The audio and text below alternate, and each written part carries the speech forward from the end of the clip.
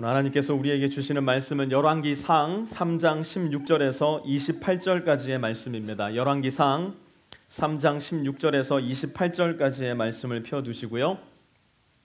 어느덧 10월의 첫날이 되었습니다. 여름의 열기가 이제는 어느 정도 물러가고 가을이 슬금슬금 그 자리를 찾아오는 것 같은 그런 시기가 되고 말았습니다. 우리는 사실 도시에 살고 있기 때문에 그것을 느끼는 정도가 훨씬 덜하지만 가을은 모든 곡식과 또 모든 과실들이 결실을 바라보는 그러한 계절입니다. 우리도 가끔씩은 삶의 질주를 조금씩 멈추고 우리의 삶을 되돌아보면서 과연 나의 삶 가운데는 얼마나 맛있는 열매가 맺혀가고 있는가, 얼마나 좋은 결실이 맺혀가고 있는가 확인해 볼 수 있는 시간을 가질 수 있었으면 좋겠습니다.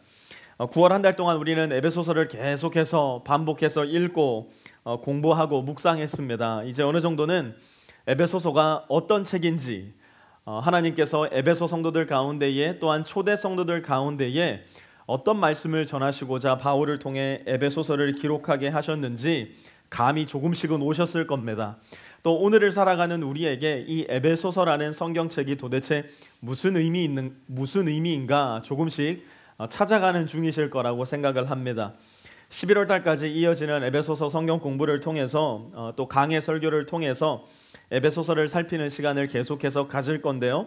우리가 지난주에 창립 감사 예배로 에베소서 성경 공부를 한 주, 또 그 지난주에는 창립 감사 예배 준비로 두 주를 매우 즐거운 마음을 가지고 스킵을 했기 때문에 이번 주에 그 본문으로 설교를 해버리면 오늘 예배 후에 있을 성경 공부가 좀 기대감이 덜해지지 않겠는가라는 생각이 들어서 오늘은 잠시 에베소서 강해를 멈추고 10월에 함께 읽을 성경인 열왕기상 말씀을 함께 살펴보며 어떻게 이 성경을 읽어야 할지, 또 어떻게 이 말씀을 우리 삶 가운데로 가지고 들어올 수 있을지에 대해서 나누는 시간을 함께 가지려고 합니다.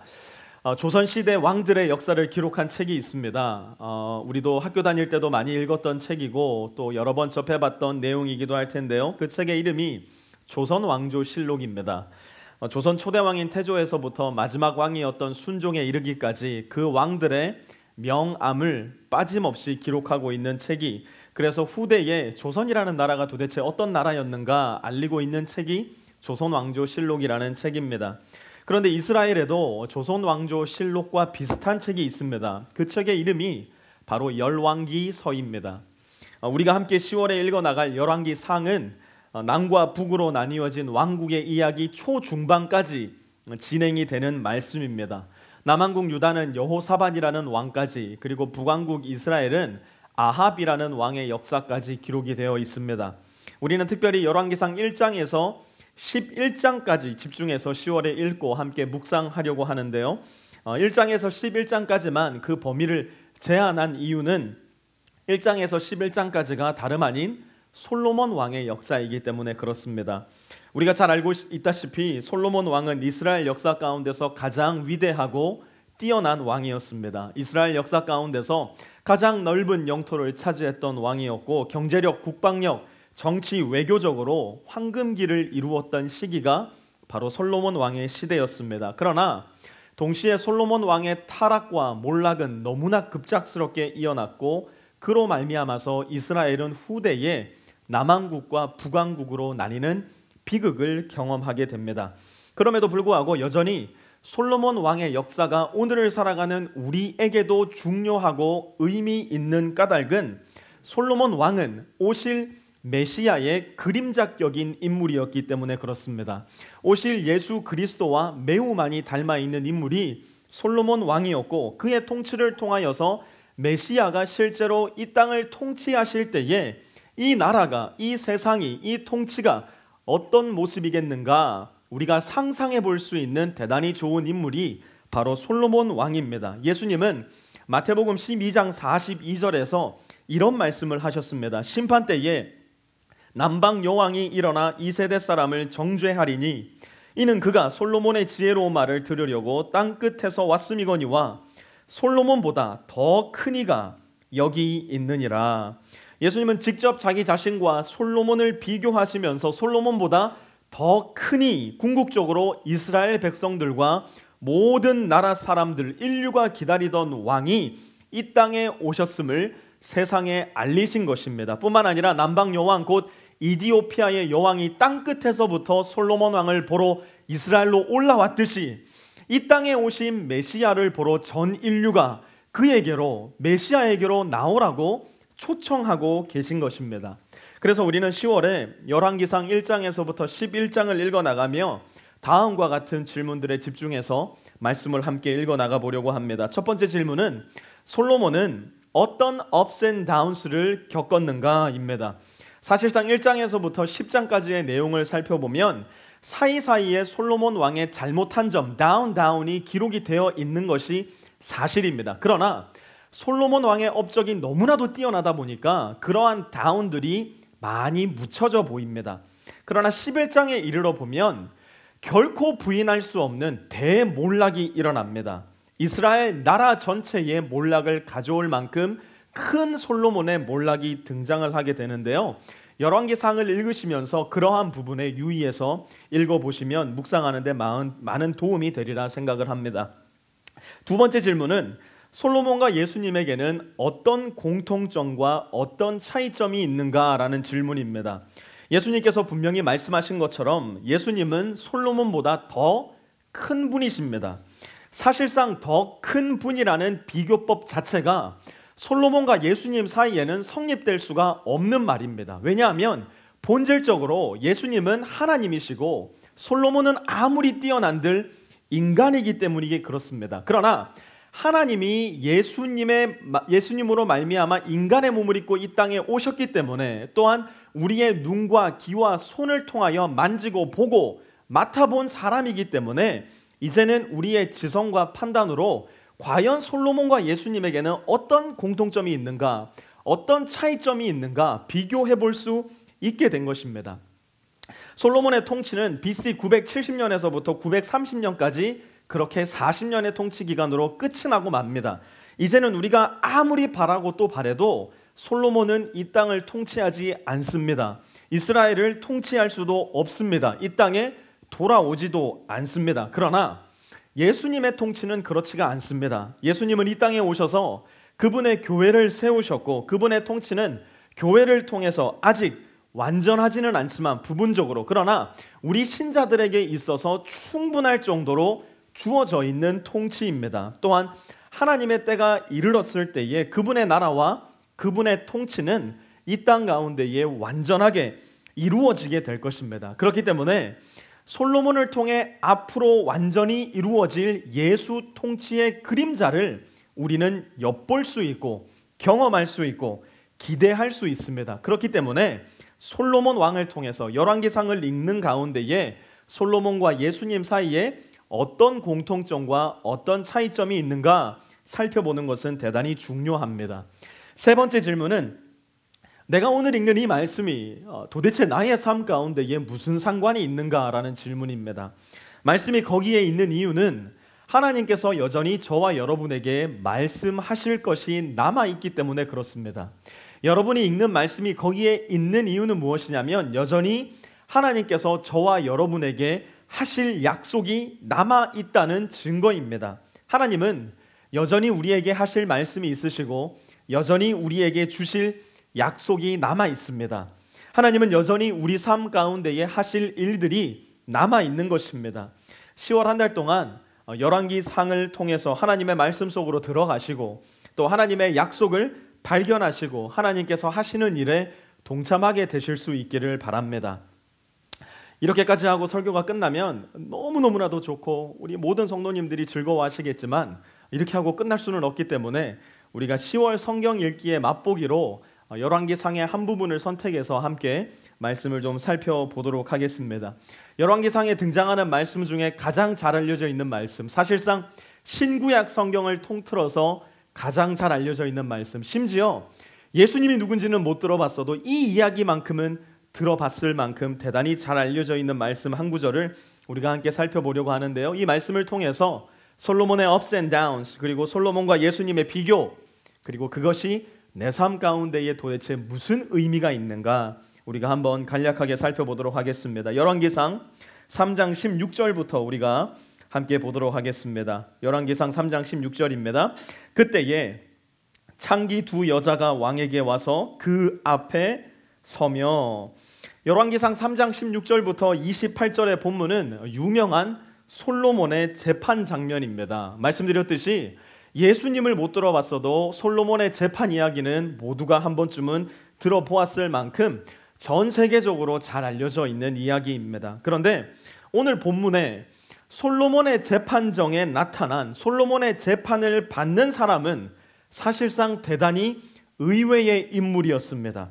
의외의 인물이라는 단어만으로는 그 표현이 충족되지 않을 만큼 어떤 면에 있어서 왕의 궁정에 있기에는 대단히 부적합한 사람이 오늘 말씀에 등장합니다. 3장 16절 다시 한번 함께 봅니다. 그때에 창기 두 여자가 왕에게 와서 그 앞에 서며, 오늘 본문에 보니까 누가 왕 앞에 섰다고 이야기를 하고 있습니까? 창기 두 여자가, 몸을 팔아서 생계를 유지하던 두 여자가 지금 솔로몬 왕 앞에 서 있는 것입니다.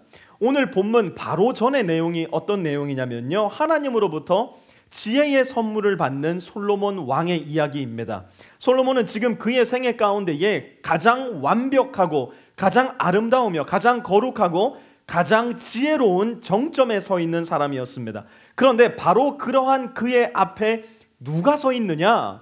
창기 두 여자가. 여러분, 왕이 창기를 왜 만납니까? 왕이 창기의 송사를 왜 담당해야 됩니까? 하나님으로부터 이전에도 없었고 이후에도 없을 그러한 지혜를 선물로 받았다면 이제 왕이 해야 될 일은 좀 더 크고 굵직굵직한 일, 그야말로 국제적으로 영향력을 끼칠 수 있는 일, 국익에 관련된 일, 경제력, 군사력, 정치력에 관련된 일을 해야 될 터인데, 하나님으로부터 이전에도 없었고 이후에도 없을 지혜를 받은 솔로몬이 가장 처음 만난 사람이 누구냐? 그때에 창기 두 여자가 왕 앞에 서서, 솔로몬이 이스라엘을 다스리던 그때에는 사회적으로 가장 천박하고 가장 멸시받고 가장 낮은 위치에 있었던 사람들이 바로 창기였습니다. 그런데 지금 솔로몬의 재판정에 그들이 와서 서 있는 겁니다. 모두가 다 무시하고 모두가 다 멸시하고 인간 이하의 취급을 하는, 그렇기 때문에 가장 기본적인 인간으로서의 권리도 보장받지 못하던, 그래서 왕의 자비와 사랑, 정의 같은 것들은 그들에게는 전혀 미치지 않았던 바로 그러한 사람들이 솔로몬 왕 시대의 창기들이었습니다. 솔로몬 이후로 그 어떤 이스라엘 왕도 창기를 직접 만난 적은 없었습니다. 그 어떤 시대에도 왕 앞에 창기들이 나와서 자기들의 이야기를 들려주며 나의 억울함을 풀어달라고 이야기할 수 있었던 창기도 역사 가운데 존재하지 않았습니다. 솔로몬은 이스라엘 역사 가운데 가장 위대하고 지혜로운 왕이었지만 여전히 그의 마음 가운데 있었던 사람들은 누구였느냐? 가장 멸시받고 가장 낮아져 있었으며 가장 고통받던 사람들, 가장 소외된 사람들을 향해서 솔로몬 왕의 마음이 향해 있었음을 오늘 본문은 우리에게 말씀하고 있는 것입니다. 그렇다면 예수님의 마음은 어디에 있었을까요? 예수님이 이 땅에 오셔서 갈릴리 바닷가를 거니시던 바로 그때에, 사마리아 성을 거니시던 바로 그때에, 예루살렘 성 안을 거니시던 바로 그때에 예수님이 가장 마음에 관심을 가지고 만나시고 보살펴 주시고 이야기를 들어주셨던 사람들은 누구였을까요? 예수님께서 주로 만나셨던 사람들을 보면 예수님의 관심이 어디에 가 있었는지 우리는 잘 알 수가 있습니다. 소위 종교 지도자들이라는 사람들로부터 예수님이 비난받으셨던 가장 큰 이유가 무엇이었는가? 예수님이 소위 죄인들과 자꾸 어울리신다는 것이었습니다. 예수님이 저주받은 병자들과 자꾸 어울리신다는 것이었습니다. 예수님이 매국노로 알려진 나라 팔아먹은 세리들과 너무 잘 어울리신다는 것이었습니다. 맞습니다. 예수님은 창기들과 가늠한 여인들과 어울리셨습니다. 나라 팔아먹은, 그래서 모든 이들로부터 버림받고 미움받고 소외당하며 살아가던 세리들과 어울리셨습니다.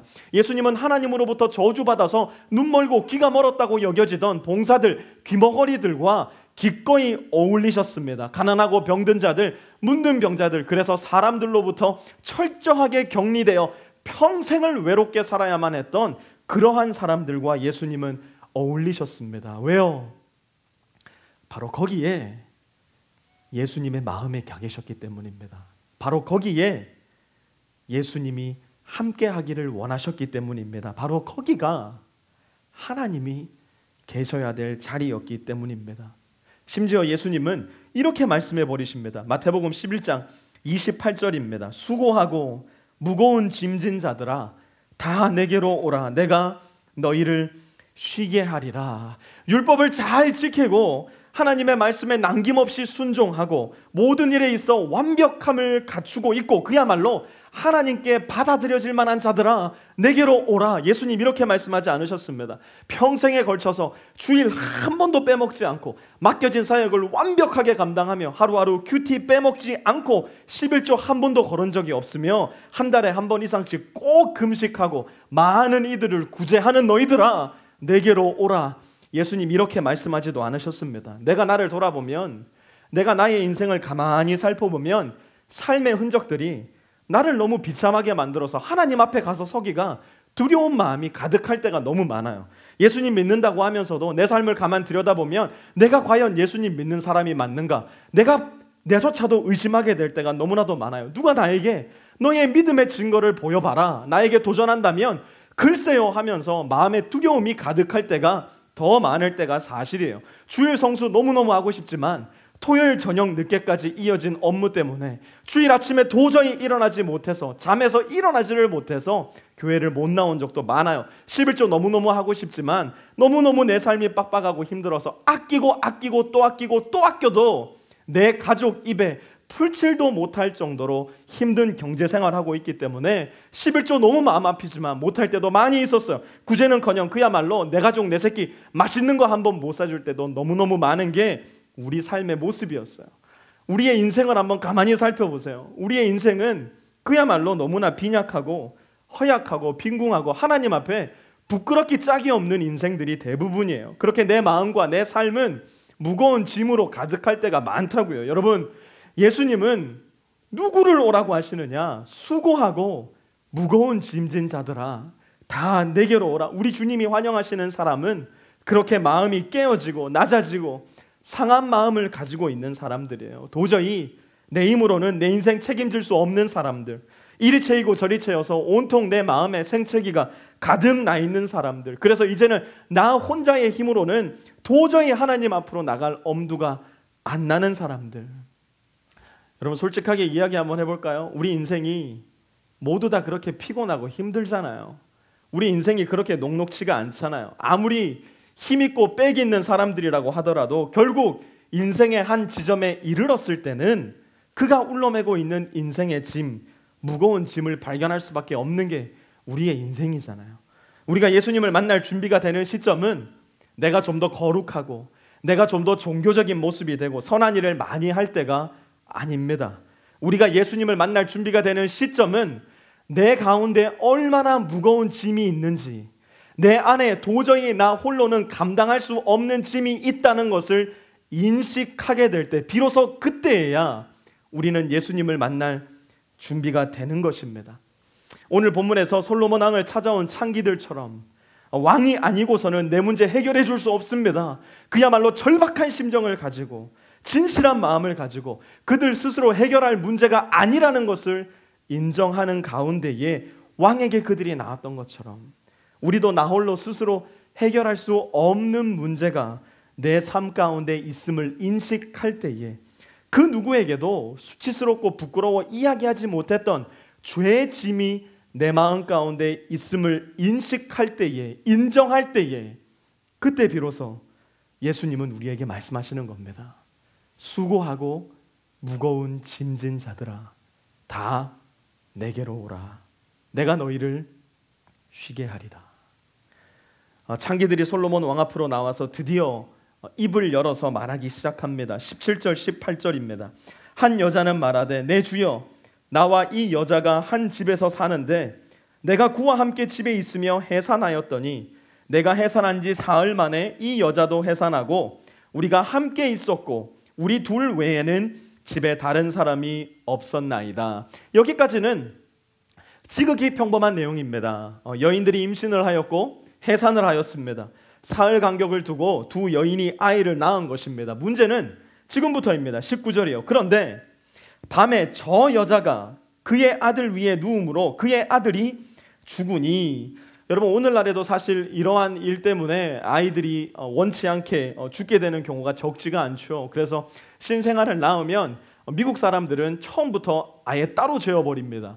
근데 한국 사람들인 우리들은 그게 참 문화적으로 쉽지가 않아서 침대 위에 데리고 자면서 누우면서 침대 위에 조그만한 다른 아이 침대를 놓아서 재우기도 하고, 또 아빠들 같은 경우에는 침대 가장자리에 막 걸쳐서 잠을 자기도 하는 때가 신생아를 키우는 시기입니다.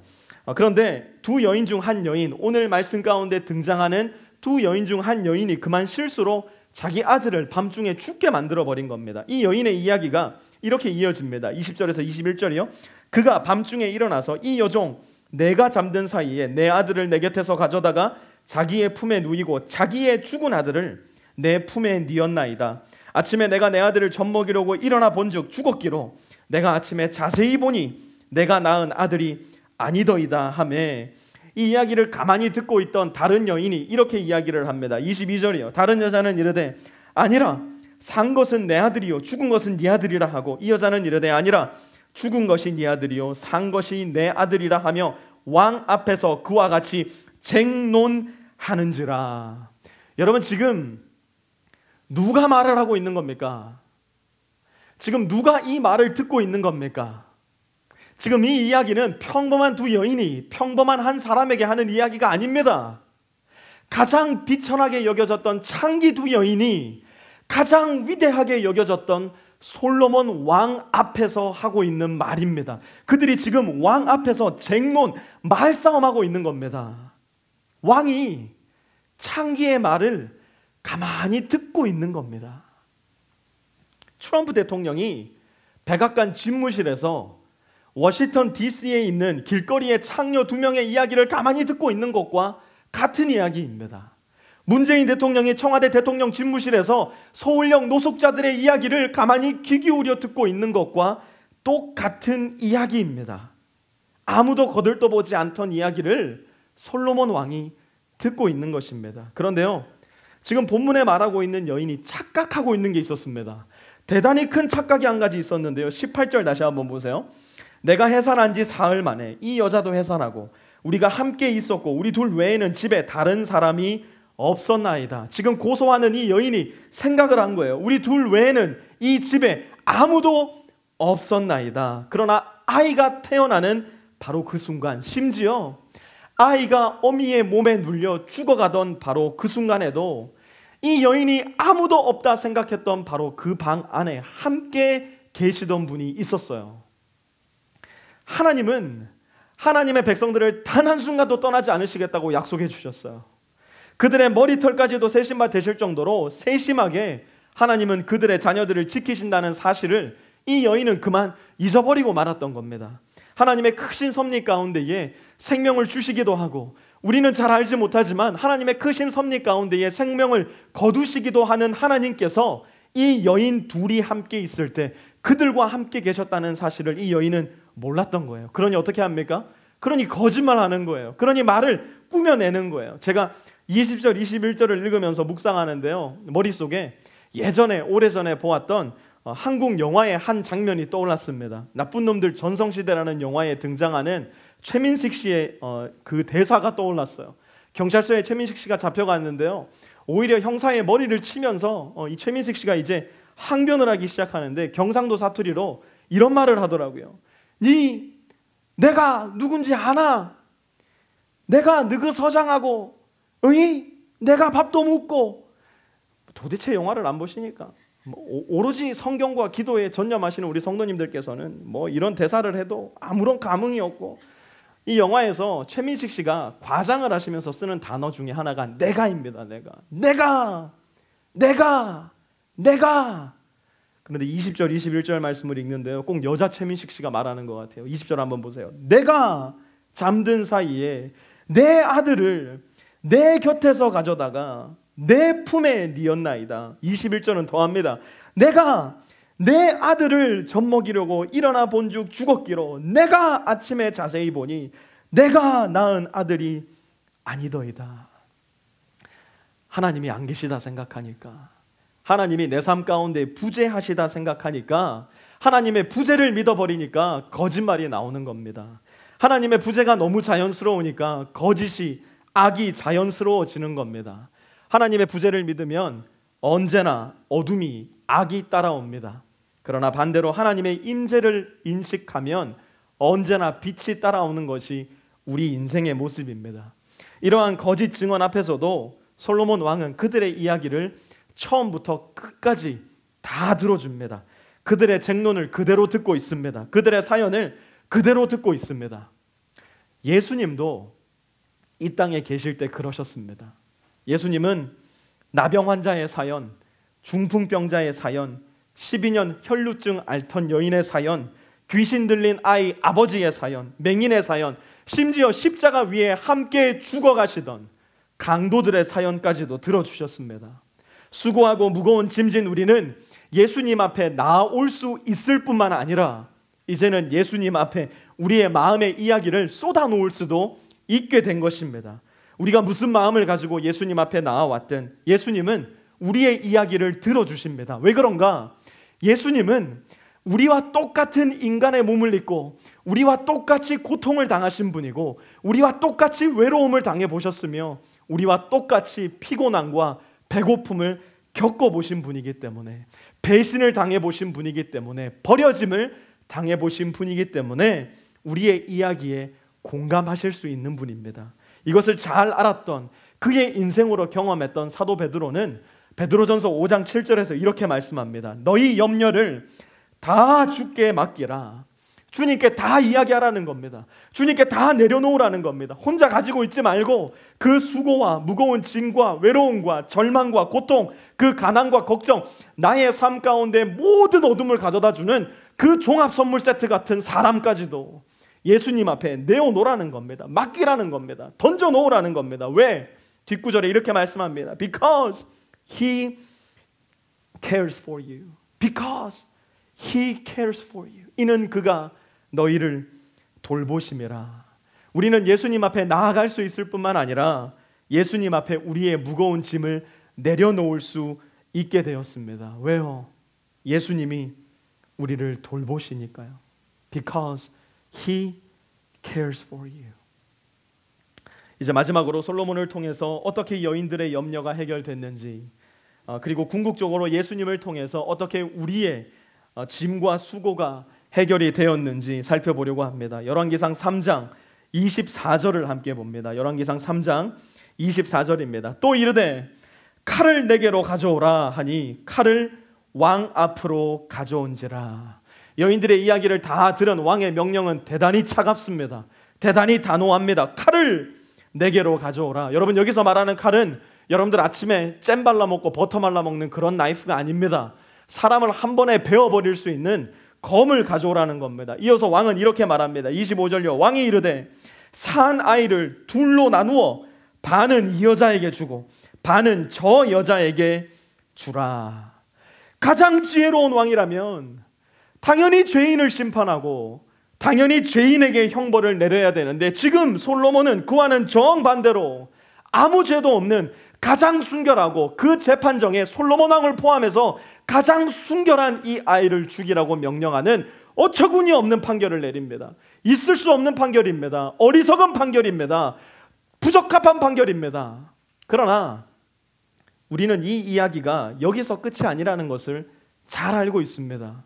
26절 말씀 한번 보십시오. 그 산 아들의 어머니 되는 여자가 그 아들을 위하여 마음이 불붙는 것 같아서 왕께 아뢰어 청하건대 내 주여 산 아이를 그에게 주시고 아무쪼록 죽이지 마옵소서 하되, 다른 여자는 말하기를 내 것도 되게 말고 네 것도 되게 말고 나누게 하라 하는지라. 왕의 본심을 전혀 눈치채지 못하는, 하나님의 지혜를 가진 왕의 눈이 인간의 내면까지도 들여다보고 있다는 것을 전혀 눈치채지 못하는 거짓 여인은 외칩니다. 죽이라, 나누게 하라. 그러나 산 아들의 어머니 되는 여자는 마음이 불붙는 것 같아서 결코 그렇게 하지 못합니다. 그렇게 죽어 내 품으로 돌아오는 것보다 살아서 저 여자에게 남아있는 것이 진짜 어미에게는 더 좋은 선택이기 때문에, 그래서 절규하듯 외칩니다. 내 주여, 산 아이를 그에게 주시고 아무쪼록 죽이지 마옵소서. 그러자 드디어 왕의 본심이 드러납니다. 27절요. 왕이 대답하여 이르되 산 아이를 저 여자에게 주고 결코 죽이지 말라. 저가 그의 어머니이니라. 왕의 본심은 무엇입니까? 거짓을 드러냄으로 말미암아 이스라엘 나라의 정의를 세우고 죽어가는 어미와 죽어가는 아이를 살림으로 말미암아 사랑의 지붕을 씌우는 일. 지금 솔로몬 왕은 이스라엘 나라 전체에게 정의와 사랑의 나라가 임했다는 것을 보여주고 있는 것입니다. 정의와 긍휼이 동시에 이루어지는 나라, 정의와 사랑이 동시에 살아있는 나라가 바로 솔로몬을 통해 다스리시는 하나님이 택하신 이스라엘이었던 것입니다. 솔로몬 왕은 정의와 사랑을 동시에 실행하기 위해서 죄 없는 아이를 죽이라는 명령을 내렸습니다. 그러나 그 마음 안에는 결코 그 아이를 죽이겠다는 마음 없었습니다. 그 아이를 죽이지 않고서도 이 나라의 정의와 공의와 사랑을 세울 수 있다는 것을 알았기 때문에 그렇습니다. 그렇다면 우리의 하나님은 어떠셨을까요? 재판정 앞에 나와 있는 저와 여러분을 대하시는 하나님은 어떠셨을까요? 이제 우리가 재판을 받아야 되는데 우리의 재판을 실행하시는 하나님은 어떻게 우리를 재판하셨을까요? 하나님은 이 땅에 그리고 저와 여러분의 죄를 씻어내고 우리의 정의와 사랑을 실행하시기 위해서 어떤 방법을 사용하셨을까요? 하나님은 저와 여러분의 죄를 사하시기 위해서, 저와 여러분을 구하시기 위해서 예수님을 죽이는 척하지 않으셨어요. 하나님은 이 땅에 정의와 사랑을 실행하기 위해서 예수님을 죽이라 말만 하고 그런 척만 하신 것이 아니라 실제로 예수님을 십자가 위에서 죽게 하셨어요. 십자가 위에서 예수님이 피 흘리시며 진짜로 돌아가실 때 하나님은 예수님의 죽음을 통해서 저와 여러분의 죄를 용서하시고 정의를 실행하셨어요. 뿐만 아니라 예수님을 믿음으로 그분의 십자가의 죽음을 받아들인 모든 사람들마다, 그렇게 예수님을 구세주요 주님으로 받아들인 모든 사람들에게 영원한 생명을 주시는 사랑을 실행해 주셨어요.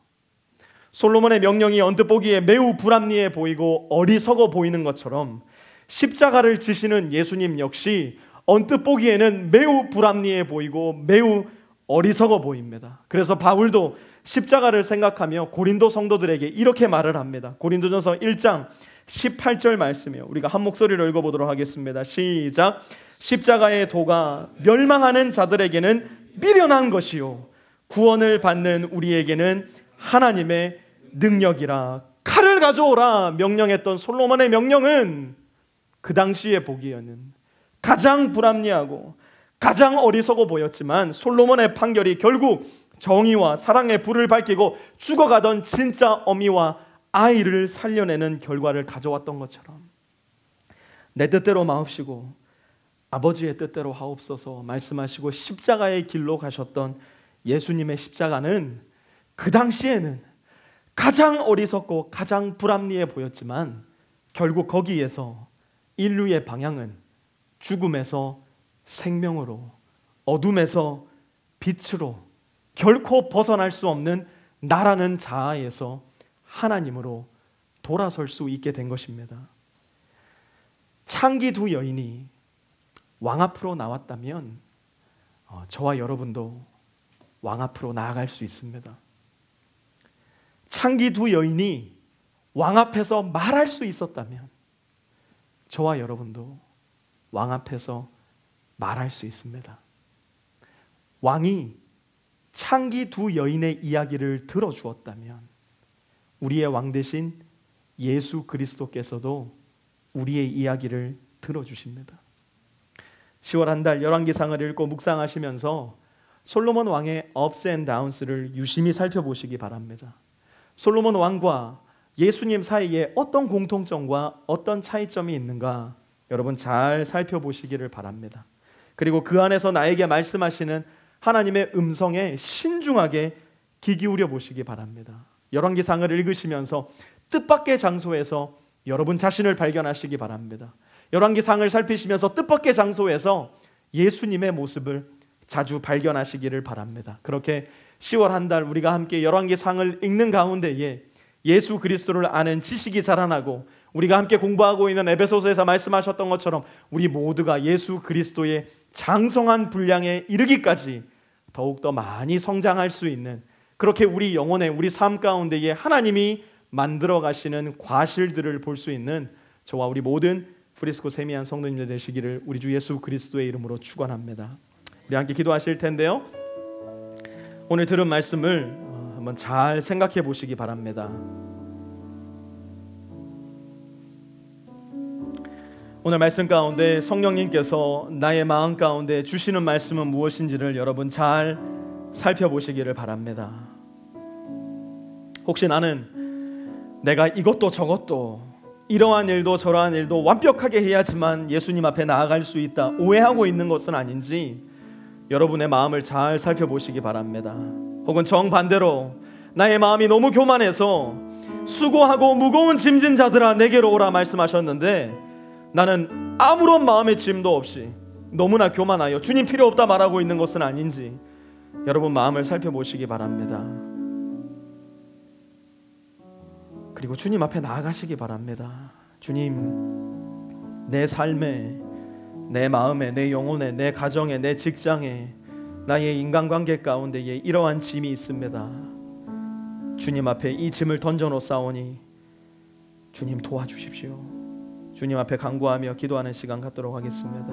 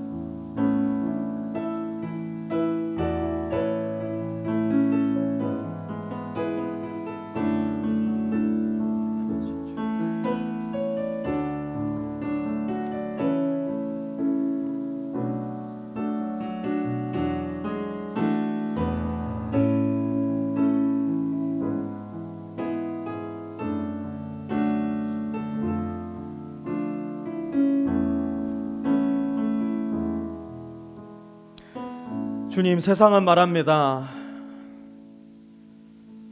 저기 저 비천하고 저기 저 가련하고 저기 저 수치스러운 창기 두 여자가 지나가는구나.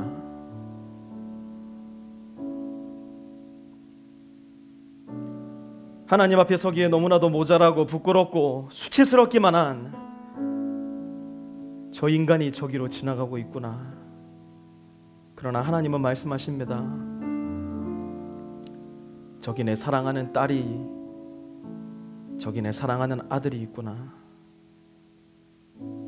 I care for you. I care for you. 하나님, 우리에게 완벽을 요구하지 않으시고 우리에게 대단한 것을 요구하지 않으시고 오히려 우리의 짐을 가지고 그대로 오라 말씀해 주셔서 감사합니다. 비록 내 안에 수치스럽고 부끄럽고 부족한 건 많이 있지만 그것을 알기 때문에 주님 앞에 갑니다. 주님이 그것을 받아주신다 말씀하셨기 때문에 주님 앞으로 갑니다. 주님이 받아주셨기 때문에, 주님이 저를 사랑해 주셨기 때문에 저는 비로소 거룩한 존재가 되어가고 우리는 비로소 주님 안에 거룩한 모습으로 빚어져 갑니다. 하나님, 우리가 좀 더 담대하게 주님 앞으로 나아오길 원합니다. 좀 더 담대하게 주님 앞에 우리의 마음을, 우리의 짐을 쏟아놓기를 원합니다. 그렇게 우리의 삶 가운데에 가장 먼저는 우리의 죄짐을 맡아주시는 하나님, 또한 우리 인생의 크고 작은 모든 짐들을 맡아주시는 하나님, 그렇게 주님 의지하며 담대하게 주님과 함께 동행하는 삶을 살기를 원하오니 하나님 아버지께서 오늘 말씀으로 우리의 마음을 격려하여 주시고, 하나님께서 오늘 말씀으로 우리의 마음을 이동하게 하여 주시고, 그렇게 주님과 함께 동행하며 살아가는, 열왕기상과 함께 주님의 마음을 더 깊이 알아가는 10월 한 달 우리 프리스코 세미한 성도들 다 될 수 있도록 주님께서 인도하여 주시옵소서. 이제는 우리 주 예수 그리스도의 은혜와 하나님 아버지의 무한하신 사랑하심과 성령의 내주 교통하심이 오늘 이 자리에 머리 숙여 수고하고 무거운 짐진 제가 주님 앞에 갑니다 고백하며 하나님 앞에 엎드리는 우리 모든 프리스코 세미한 성도들 머리 위에와 그들의 가정 위에, 직장 위에, 모든 인간관계들 위에 이제로부터 영원까지 함께 하옵시기를 간절히 축원하옵나이다. 아멘.